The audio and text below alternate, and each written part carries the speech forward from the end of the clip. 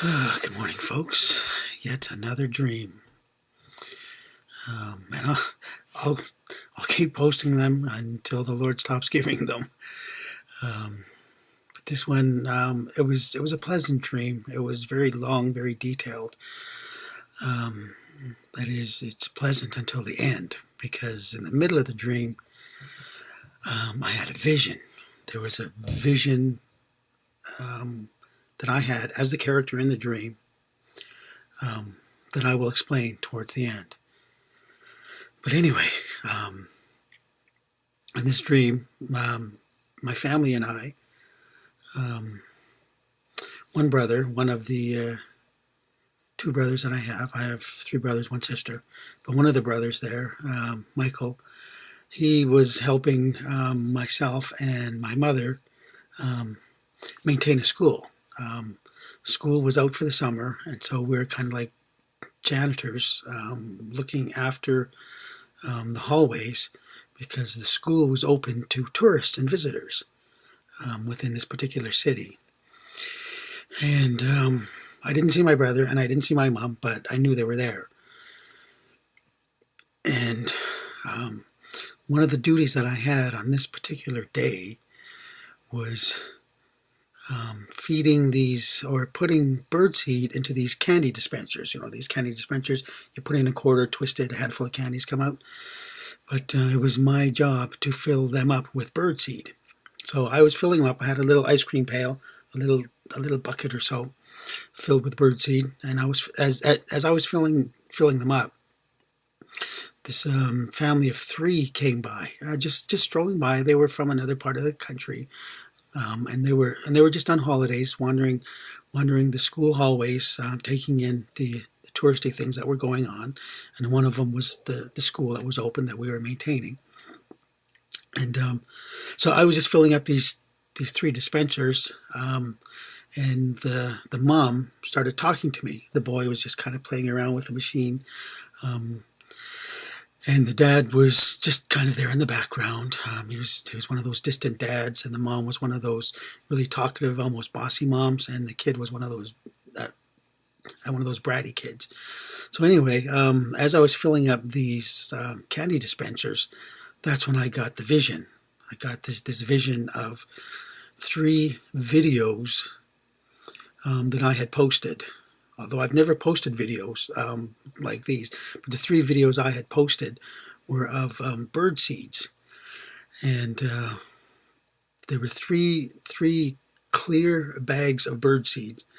One that had a number of bird seeds in it, and each of the videos got small, each of the videos represented by the quantity got smaller and smaller, and within that vision of the birdseed, the videos, the sacks, I got the sense that someone that I watch and listen to on YouTube, Lisa Haven, I don't know if you know her or if she's listening, but whatever. Anyway, within the vision of the videos, she was discussing the content of the videos. And that was it in terms of videos. I'll discuss the videos after, and I'll discuss the bird seeds after, because the meaning of the vision came at the end of the dream. So anyway, I was filling up these birdseed dispensers and talking to the mom. And while talking to the mom, I had to deal with the boy, because the boy was being kind of bratty, and he was taking some of the seeds from the bucket that I had and kind of spilling them on the floor. And while I was talking to the mom, I filled up this fourth machine, which was much larger. It was one of those novelty toy dispensers shaped like an animal, but this one was shaped like a dragon, like a toy dragon. It had a red body, and it was about 4 feet wide, or 4 feet long, 2 feet wide, and about 3 feet high. And the red dragon had this clear covering in the body, in the abdomen part, where you would normally put in these toy dispensers. You put in a dollar coin in this particular machine, and you get this toy inside this plastic bubble. So anyway, I'd filled it up with birdseed, and then I heard Mom say, "What are you doing? That's not for birdseed." And I said, "Oh wow, oh yeah." And then she said, "Okay, never mind, just go clean up the mess." So I talked with the mom for a little while longer, and I talked with the dad, and then that was it. I went down the hallway with my bucket of seed, and I turned the corner, and the reason for those birdseed dispensers was right there down this other hallway around the corner, and there was 4 open doors that led outside to a courtyard, a small courtyard.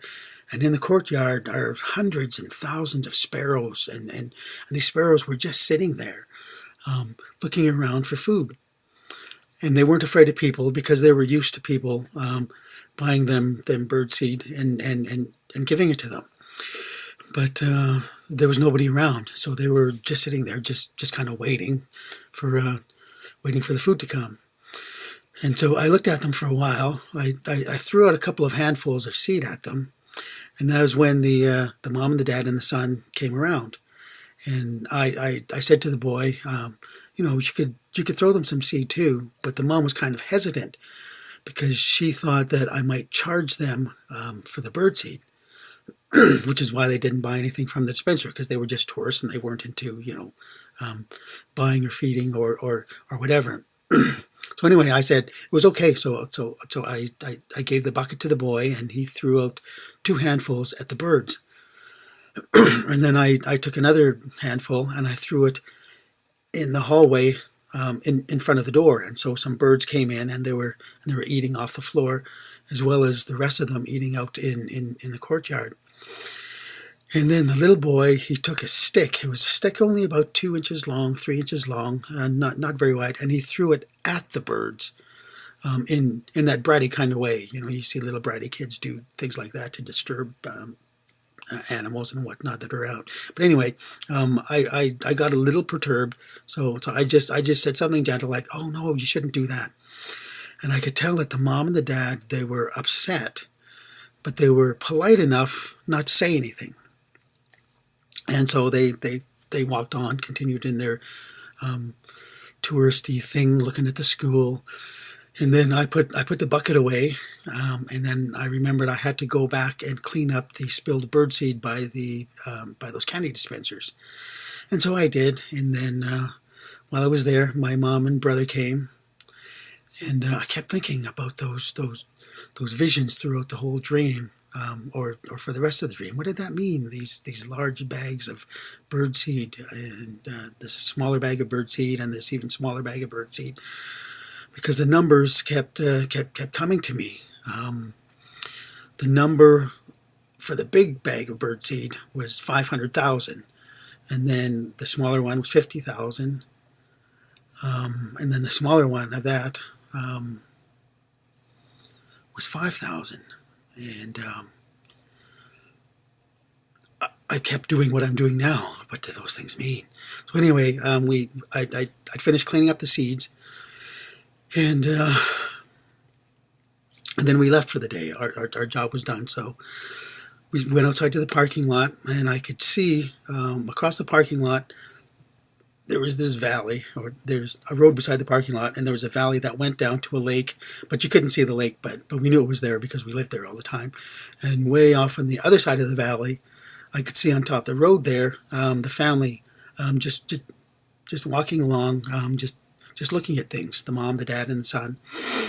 And so we drove away from the school. We drove in through the residential areas. We drove past malls and stuff like that.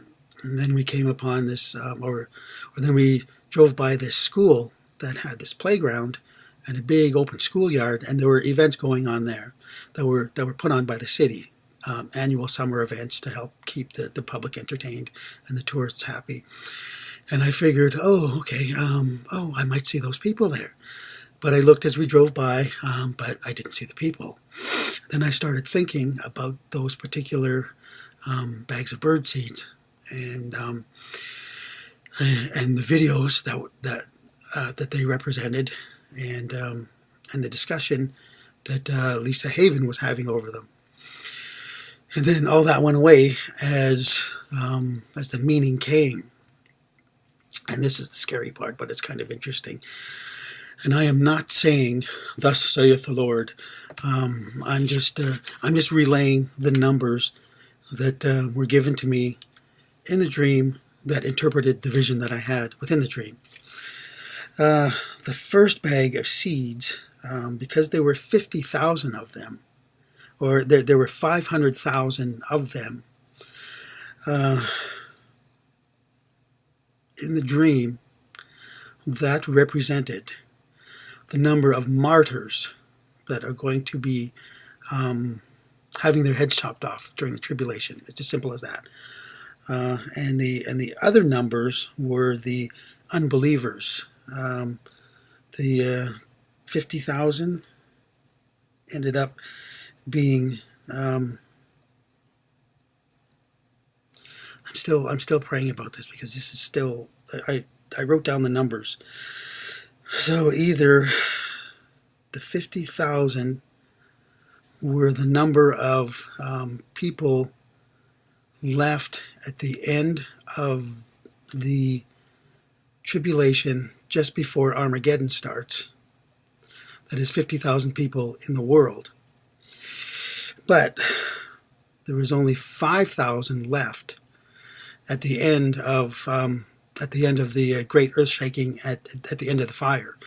So when the redeemed are sent out into the world to go look for the remnant of people that are left, the survivors of Armageddon, there's only going to be 5,000. And again, I'm still debating whether or not it is the 50,000, because 50,000 sounds like a better number, but 5,000 actually sounds like a remnant of human beings that will be left at the end of Armageddon, that will get to take part in the 1,000 years of peace. And then the dream woke up, and I wrote everything down in this really convoluted sort of way, all over the place. So that dream, I'm sure the feeding the sparrows, having a job feeding the sparrows, whether the sparrows represented the Lord's children, or whether they represented people of the world, I have no idea. I'm still working on the interpretation of the working in the school, feeding up the dispensers, and then feeding the birds, and the dragon too, accidentally feeding that too. So anyway, if anyone has any comments or suggestions about the interpretation of that dream, please let me know. Just write it in the comment section or message me, whatever. But the takeaway from that dream, and like I said, I'm not saying the Lord has given me this dream, although I'm sure He has, and I'm not saying, "Thus saith the Lord," there's going to be that many people left. I'm not saying that. I'm just explaining what the vision inside the dream meant. 500,000 martyrs are going to have their heads chopped off. So that there'll probably be over 500,000 Christians that are left behind, because some of them, as you know, are going to, sadly, unfortunately, going to recant their love of the Lord. So there will be the 500,000 faithful Christians during the tribulation period in the camps that will eventually be tortured and have their heads chopped off. That's the sad part of it. That's the scary part of it. But we know that it's good for those martyrs. Because even though those particular Christians are the lazy Christians now, they're the hypocritical Christians, but they do profess to know the Lord. And as the Bible says, at the end of the tribulation period, they will get their raptured bodies, and they will also help to get to rule and reign on the earth when the time comes. So even though they're the laziest Christians now, by the time they go through the tribulation, they're going to be some of the strongest ones. They're going to prove their love for the Lord. And they're going to end up being one of those that rule and reign with Him. So He will be proud of them. Even though He's disappointed in them right now, because of their lack of faith and their lack of love for him, and their selfish ways of running their churches, and their selfish ways of not teaching the people what they should. During the tribulation, they're going to get a darn good spanking from the Father, and they will eventually learn their lesson. So anyway, that's the dream. Kind of odd, kind of strange. And again, I'm not saying thus saith the Lord, but yes, there's a number of Christians that are going to lose their heads, and there's going to be a small number of people at the end of Armageddon, and there's going to be an even smaller number of people that are going to be allowed to live in the 1,000 years of peace. So that's that. Anyway, be a blessing wherever you are in internet land and YouTube world. Remember to take care, stay in prayer, and we'll see you in Jesus' kingdom somewhere over there, or maybe somewhere up in the air. Thanks. Jesus rules.